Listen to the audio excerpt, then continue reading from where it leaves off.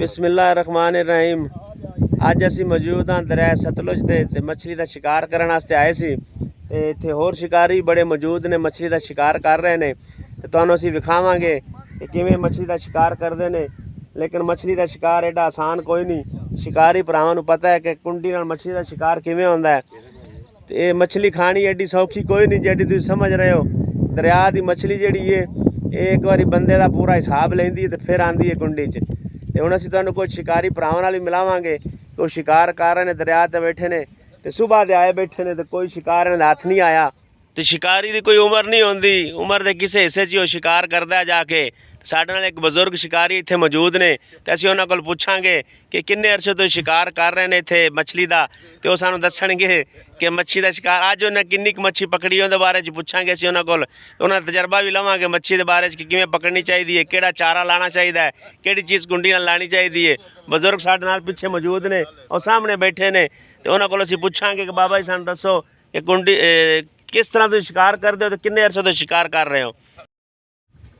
ये मौली फदी है जनाब मच्छी, बड़ा खुश खला अज माशाअल्लाह। हाँ जी माशाअल्लाह। साइड ही दिखाओ। हाँ गुड। अच्छा काफ़ी हेल्दी मच्छी, हेल्दी हेल्दी। वेरी गुड जी, वेरी गुड, बहुत खूब। ये हुणे पकड़ी है ये हुणे पकड़ी, ये हुणे शिकार लगा है जी, ताज़ा ताज़ा बिल्कुल। ये तो शिकार भी खा रहे हैं मच्छी का। ये मौली कुंडी नाल पकड़ी मच्छी माशाअल्लाह, वेखो ताज़ा। बाबा जी वालेकुम सलाम। बाबा जी क्या हाल है? अल्लाह दा करम साईं। भाई किवें बैठे हो? असें मच्छी शिकार करते पाए। ते कितने अरसे तू कर रहे हो शिकार? 35-40 साल तो। ते ये दसो भाई वड्डे तो वड्डा शिकार कदी कितना पकड़िया तुसां? कदे 3 किलो का, कदे 2.5 किलो का, कदे 2 किलो लग जाता है। ते वेले कितने बारी गए हो? वेले ही सारे ही गए हैं। मतलब ये शिकार एडा सौखा कोई नहीं जेड़ा लोग समझते हैं। हाँ इहदे बारे के दसो शिकार दे बारे च। काम से औखा काम है। अच्छा ते वेले बंदे दा काम है। वेले बंदे दा। हाँ तुसां वेले ने? असा वेले हैं। ते सारा दिन शिकार ते जी हाँ, मत शिकार दी चसा लेंदे ने। चसा लेंदे हैं। चलो चलो साडे नाल एक मौजूद ने नौजवान जनाब मौलवी साहब। हाँ। इन्हां कोल पुछने कि शिकार दे बारे च की आखदे न। हाँ जी मौलवी साहब, मच्छी का शिकार कर रहे हो तो कितने अरसे तो कर रहे हैं, सुनाओ की हालात हैं तुहाडे? 3-4 साल हो गए बाबा जी होरें दे नाल हमने। बाबे होरें शिगिरद हो तुसां?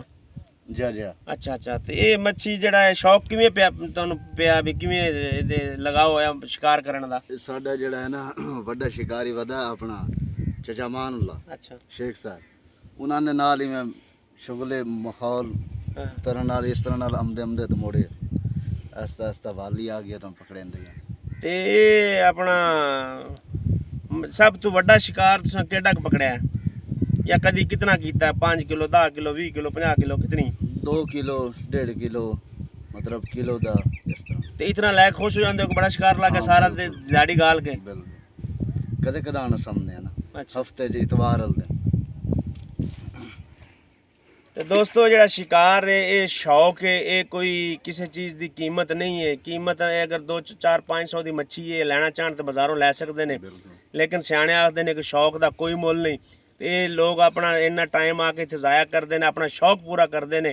तो वाकई शौक का कोई मुल नहीं। सानू इजाज़त दिओ। अस्सलाम वालेकुम।